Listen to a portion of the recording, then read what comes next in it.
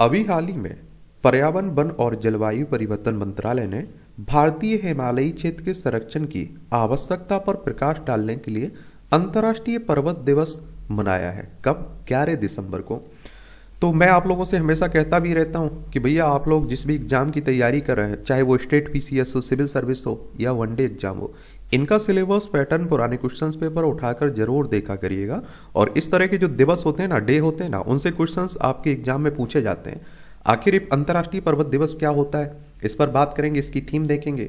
भारतीय हिमालयी क्षेत्रों के संबंध में मुख्य तथ्य क्या है, उन्हें भी जानेंगे हम लोग, उनके बारे में बात करेंगे।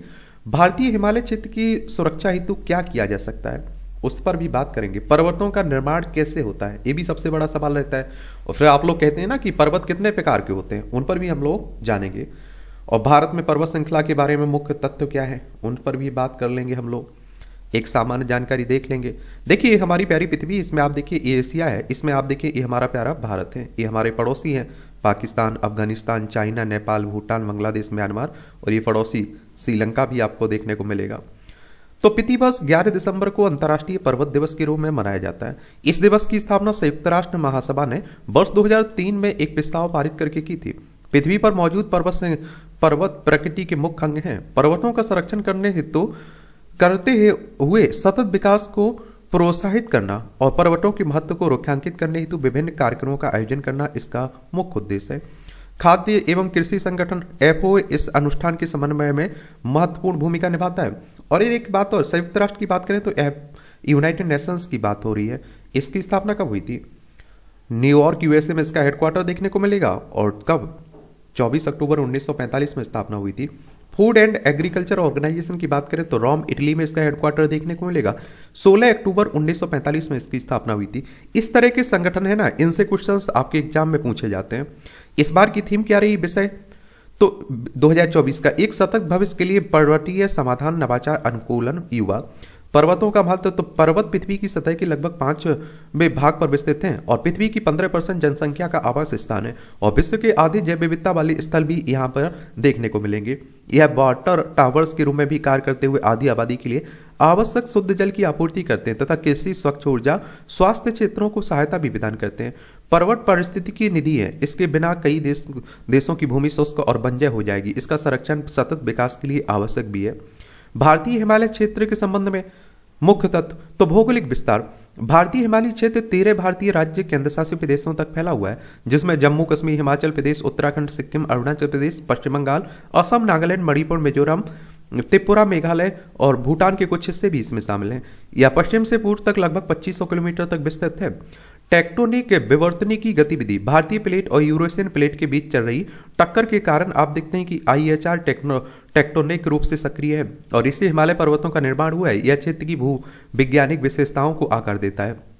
भूविज्ञानिक विविधता, यह क्षेत्र भूविज्ञानिक विशेषताओं से समृद्ध है और जिसमें विभिन्न चट्टान संरचनाएं, दोष रेखाएं और पठार हैं। हिमालय के विभिन्न भागों में आग्नेय, अवसादी और रूपांतरित चट्टानें पाई जाती हैं। इसके अगर महत्व की बात करें तो आईएचआर देश के कुल भौगोलिक क्षेत्र का लगभग 16.2% हिस्सा कवर करता है। यह क्षेत्र एक जैव विविधता वाला हॉटस्पॉट है। यहाँ अनेक पौधों और जानवरों की प्रजातियां पाई जाती हैं, जिनमें कुछ स्थानिक या फिर लुप्त पर्याय है।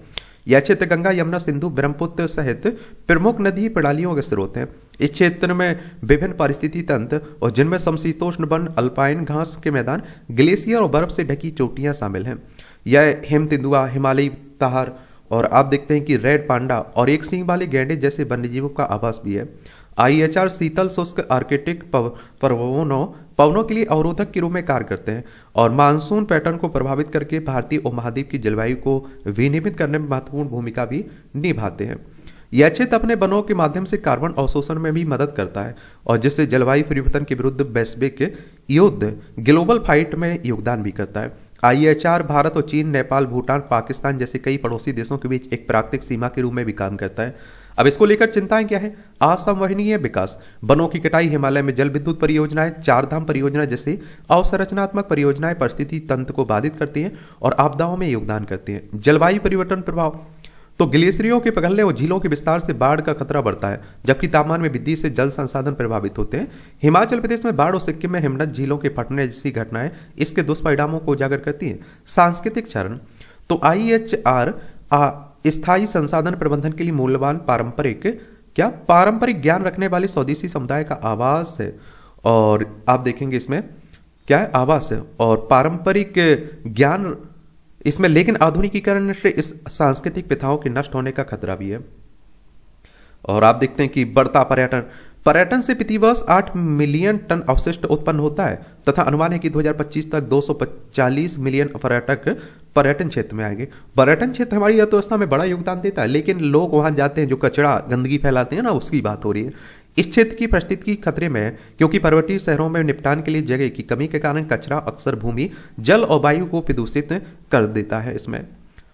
और अब बात आती है कि भारतीय हिमालयी क्षेत्र की सुरक्षा हेतु आप देखते हैं कि क्या क्या किया जा सकता है इसमें।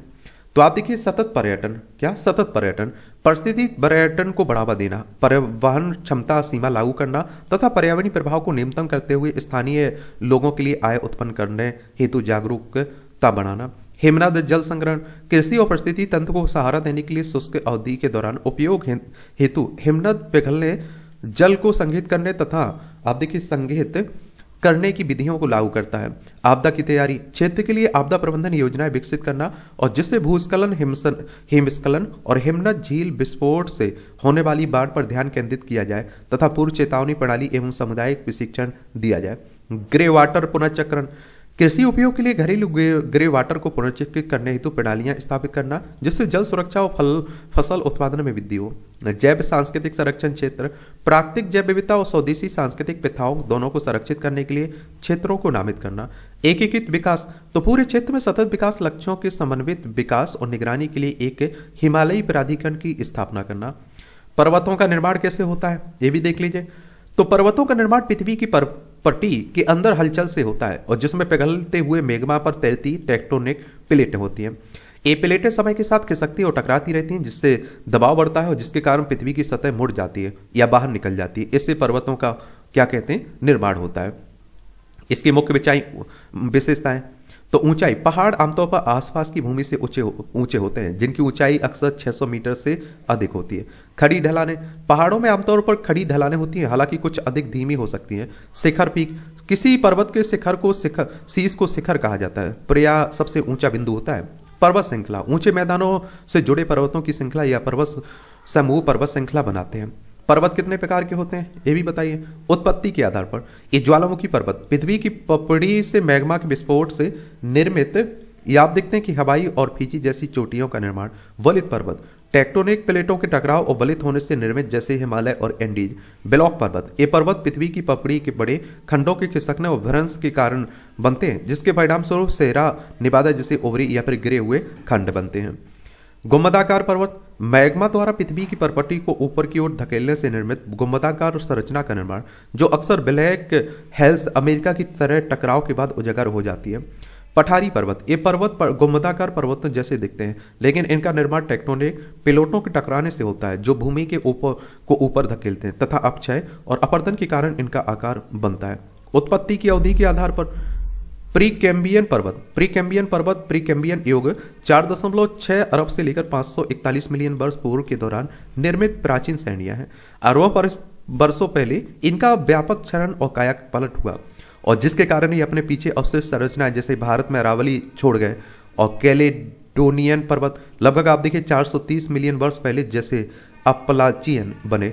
हर्सिनियन पर्वत, इन पर्वतों की उत्पत्ति कार्बोनिफेरस से परमियन काल लगभग आप देखिए 340 मिलियन वर्ष और 225 मिलियन वर्ष के बीच हुई जैसे यूराल पर्वत हो गया। अल्पाइन पर्वत तृतीय काल में 66 मिलियन वर्ष पूर्व के दौरान निर्मित सबसे युवा पर्वत प्रणालियों जैसे हिमालय हो गया, आल्पस हो गया। जो आप देख रहे हैं कि ये है ना आपका हिमालय है ना, ये नया है एक तरह से, आप सोचिए अभी युवा है। ये आप देखिए भारत में पर्वत श्रृंखलाओं के बारे में मुख्य तथ्य क्या है। हिमालय भारत की सबसे प्रसिद्ध और सबसे ऊंची पर्वत श्रृंखला है जो भारत और तिब्बत की सीमा पर 2900 किलोमीटर तक फैली हुई है। हिमालय को 3 मुख्य श्रेणियों में बांटा गया है, हिमाद्री, महान हिमालय या आंतरिक हिमालय, हिमालय, लघु हिमालय, शिवालिक, बाहरी हिमालय, माउंट एवरेस्ट, आगरमाथा और चोमोलोंगमा हिमालय और विश्व की सबसे ऊंची चोटी है जो समुद्र तल से आप देखिए 8848.86 मीटर की ऊंचाई पर स्थित है। इस पर्वतमाला की अन्य उल्लेखनीय चोटियों में केटू हो गया, कंचनजंगा और मकालू शामिल है।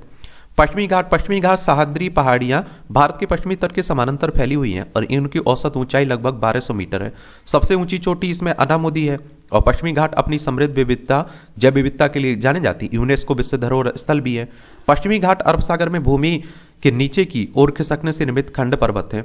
और देखिए यूनेस्को के बारे में जरूर याद रखिएगा, मैं कह रहा हूं ना, इस तरह के जितने भी संगठन हैं उन सब के बारे में आप लोगों को एक सामान्य जानकारी जरूर रखना चाहिए।